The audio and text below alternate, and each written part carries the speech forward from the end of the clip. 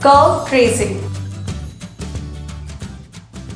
The application of integrals is all about finding the area bounded by several curves and coordinate axes. And to find such areas, it is important to draw a rough sketch of the required region. In this video, we will discuss some steps to outline the procedure of sketching the graph of a function, which in turn will help in evaluating the area under the curve. So let's get on with it. In the first step, we check for the symmetry of the graph. If all the powers of y in the equation are even, then the curve is symmetrical about the x-axis. If all the powers of x in the equation are even, then the curve is symmetrical about the y-axis. If the equation remains unchanged after interchanging x and y, then the curve is symmetrical about the line y equals to x.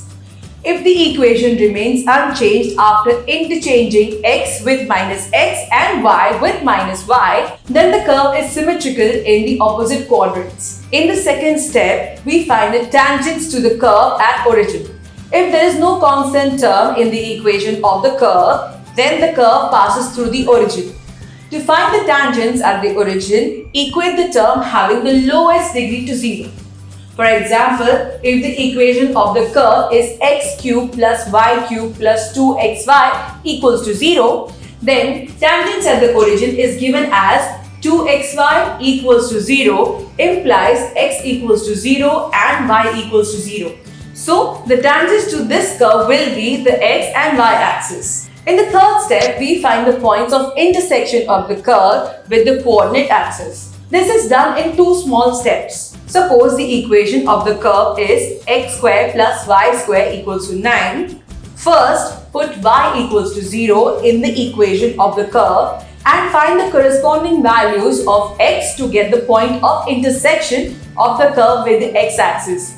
Second, put x equals to 0 in the equation of the curve and find the corresponding values of y to get the points of intersection of the curve with the y-axis. In the fourth step, we find the asymptotes of the curve. What is an asymptote? An asymptote is a straight line that keeps getting closer to the curve but never meets. In other words, an asymptote is a straight line such that its distance from the curve approaches 0 as the curve approaches infinity. The asymptote parallel to the y-axis is known as vertical asymptote, while the asymptote parallel to x-axis is known as horizontal asymptote. Consider a curve like this. To find the vertical asymptotes of the curve, equate the coefficients of the highest power of y in the equation to 0. To find the horizontal asymptotes of the curve, equate the coefficients of the highest power of x in the equation to 0.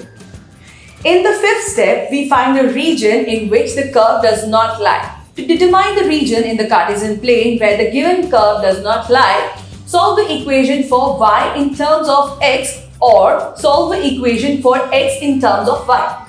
The curve does not lie in the region where a value becomes imaginary. For example, if y becomes imaginary for x greater than 2, then the curve does not lie in the region x greater than 2. In the sixth step, we find the critical points. To find the critical points, find the derivative of the function and equate it to 0. Then, find the value of x in the function. Check the monotonicity of the function at the points obtained in the previous step. Generally, a function changes from increasing to decreasing and vice versa on these points. After completing these 6 steps, you can now trace the graph of the curve with the help of information obtained in the previous 6 steps. So this is how we trace the graph of a function or a combination of function in a Cartesian plane.